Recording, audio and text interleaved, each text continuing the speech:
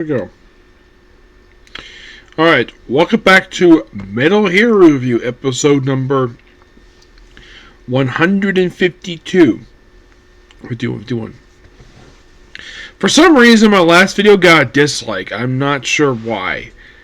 I used to basically do this thing where I say, please on the dislike button, and the thing is, people would actually hit the dislike button just to poke fun of me. Look, okay, I don't like it. When you hit the dislike button, it doesn't look good for me at all. Just please don't do it. Just like it. Like, if you like it, fine. Whatever. But, and I've also been, one of my commenters think, poke fun of basically the fact I'm chubby. So what? You think anybody cares about my weight? No. Nobody gives a damn. Okay? Yes. I had to get out there because basically my One Punch Man video is like, oh, because my arm is a little flabby. Yeah. I know that. Move on. I had to get out of the way. So, we're discussing 4 episodes of Blue SWAT. So there's a character who pops now. There's a character who gets killed off in 26, but we're discussing 26, 29 here. Who basically I kind of forgot to mention this character because she popped up in the previous episode. Basically, first time I saw her, she gave Sarah a jackknife powerbomb. Yes, and then she's giving the guys suplexes. Yeah, and it turns out that this woman is, in fact, a retired wrestler. Yes. So her name, her alien name is Yami. She actually killed off by Gold Platinum in episode 26 in True Theory Taros. Basically, that little story there. So she is portrayed by former pro wrestler Masahiko Nashawaki. And she actually had a good number of matches. Yes. So, basically, she used to work for a company that, as of currently, is no longer, it doesn't exist anymore. Yeah, the company went out of business back in 2005. I've heard of this company. I've seen videos of it thanks to Campbell Loves Wrestling, which he does a lot of Puro stuff, which I thought was really cool. So he did a series of videos. I haven't finished watching part 2 yet. Basically, he's doing a series of videos on All Japan Women's Pro Wrestling. One of their top titles, known as Big Red Belt, was a title that was revived in Japan that was held by the late Mildred Burke. Yes. It was thanks to this company that Aja Kong and Awesome Kong got noticed by, everybody else. And plus also, one of the wrestlers got a chance to, excuse me. Yeah, one of the wrestlers who worked for this company, known as Dump Masura, got a Netflix exclusive show all about her. And the show was called Queen of Villains. I haven't seen it, but it was quite interesting. So, basically, she did win 2 championships. She is a 2-time WWWA World Tag Team Champion. And she held it with, she was one half of a tag team known as the Fire Jets, with a partner by the name of Yamiko Hota, who was still actually pretty active. Currently age 59, but but the partner itself was active until 2003. Her partner, Masahiko, she was pretty much active for from 1985 to about 1990. Yeah, she was not around very long. No, not really. She only wrestled 18 matches over the course of 5 years. And she won 2 championships. That being, well, like I mentioned, was the tag titles. So, basically, she started in 1987 as the beginning of her active in-ring career. And she retired after only 3 years. For those of you probably thinking, like, why in the world would she retire after just a few short years? Well, there was a thing in Japan that they've since ceased doing, where I don't know if it's all Japan Women's Pro Wrestling did this, where if a woman reaches 26, they have to retire. Doesn't matter how long you're wrestling for, doesn't matter if they still have plenty of gas to take, they have to retire at the age of 26. As for why this woman retired, I don't know. But she apparently, this character first popped up in episode 3. I remember seeing her at 25, then she got killed off at 26. Pros pictures over Hime. And it's all about these turtle. It's not exactly a comedy episode, but it's very interesting. This one is. Mm-hmm.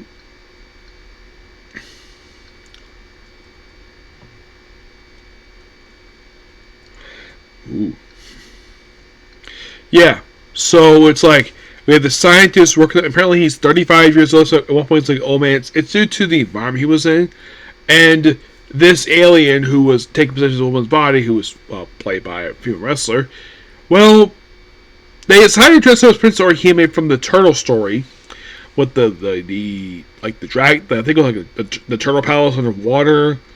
Turns out it was actually the Space Mafia base. But really cool, and of course the woman gets killed off by Gold Platinum when he shows up.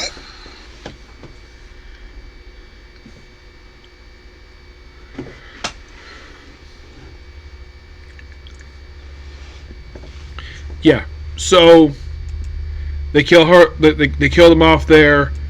It's a quite interesting episode. In the case 27, the whole thing this one is that Sho, while protecting a girl, gets amnesia. Yes.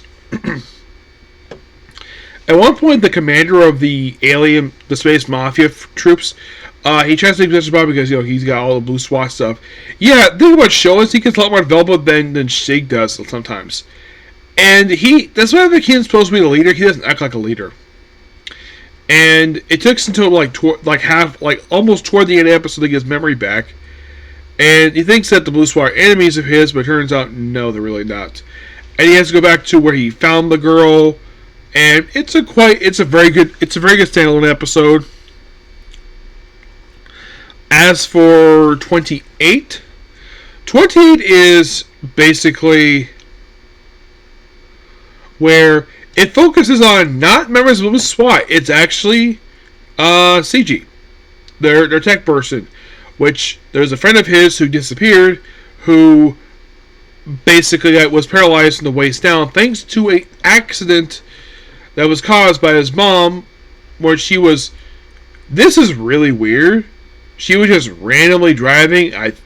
Looks like a parking lot. I'm like, if you're chatting, like, why in the world? Like, the way this was shot, it's like this was meant to be on the road, and I guess they just changed their mind, put in the parking lot, and she got into an accident, and she got she got bleed from her head. Now, CG himself is perfectly fine, but as for the kid, he actually got paralyzed, and he blames his mom for this.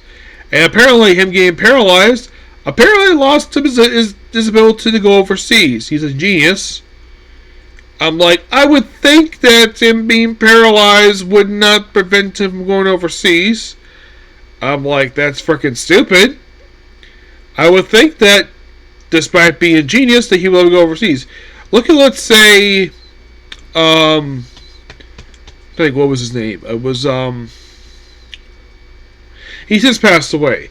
He had their theory of relativity. Well, the thing was astronomy. He passed away. What was his name?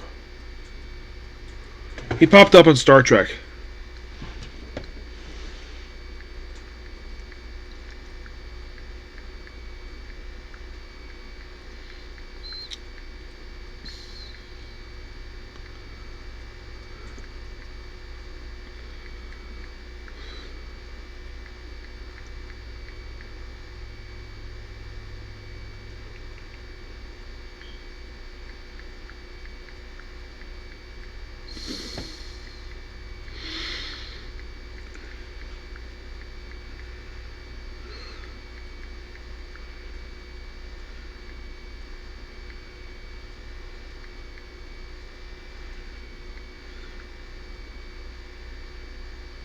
Stephen Hawking. Yep, Stephen Hawking. I'm like, yeah, this and that was really kind of dumb. So, then of course that the guy who's the alien possessed people, turns out he's a death row inmate, and he actually regrets killing these people, and at first he's turned back to the cold-blooded killer, just so he can kill the blue SWAT, and then he breaks the programming drug that he was given, like, wow, that didn't last very long.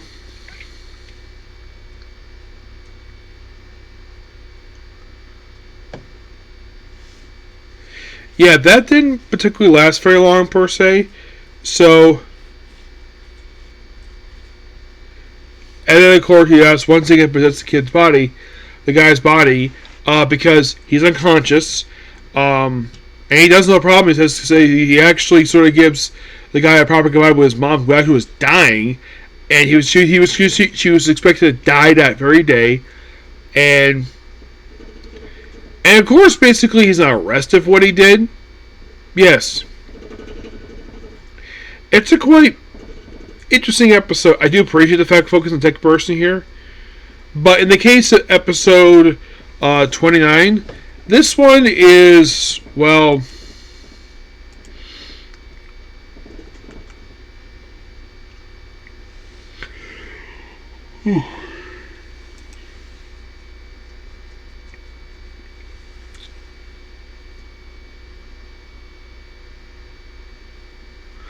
I kind of forgot this episode because I fell asleep during it.